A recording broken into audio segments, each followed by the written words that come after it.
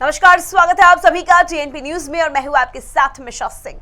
Suheldev Bharatiya Samaj party के मुखिया ओम प्रकाश राजभर ने निकाय चुनाव को लेकर बड़ा ऐलान कर दिया है। राजभर ने दो टूक बोल दिया है कि निकाय चुनाव वे बिना किसी पार्टी के गठबंधन के लड़ेंगे। मतलब निकाय चुनाव के लिए वे किसी भी दल का हाथ नहीं थामेंगे। देखिए ये रिपोर्ट।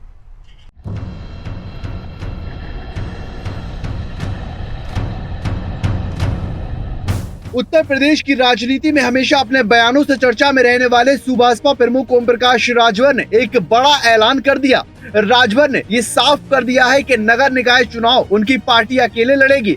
मतलब अब किसी का साथ लिए बगैर वो ये चुनाव लड़ते नजर आएंगे। राजभर ने ये कहा कि जहां जहां उनकी पार्टी मजबूत है वो वहां वहां प्रत्याशी उतारेंगे। ये सभी बातें दोहराते हुए राजभर ने सपा, बसपा और बीजेपी पर जमकर निशाना साधा।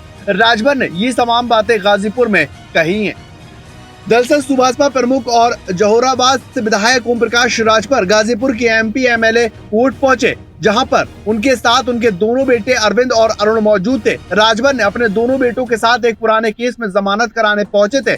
राजभर पर 2022 में करीमुद्दीनपुर थाने में जमीन कब्जाने का आरोप है और उसको लेकर केस दर्ज हुआ था। इसी पूरे मामले में जमानत के लिए राजभर अपने दोनों बेटों के साथ कोर्ट पहुंचे।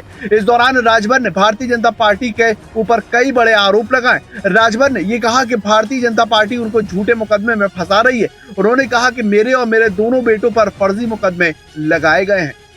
वही निकाय चुनाव पर बोलते हुए राजभर ने स्पष्ट किया है कि वो निकाय चुनाव किसी की गठबंधन के साथ नहीं बल्कि अकेले लड़ेंगे। इस दौरान उन्होंने सपा, बसपा और भारतीय जनता पार्टी की सरकारों पर निशाना साधा है। राजभर ने यह भी कहा कि जब तक ये सरकारें सत्ता में रहीं तब तक गरीब, दलित और मजदूरों का हक नहीं दिया गया और आज ये सभी पार्टियां गरीब, दलित और मुसलमानों की बात लगातार करती नजर आ रही है।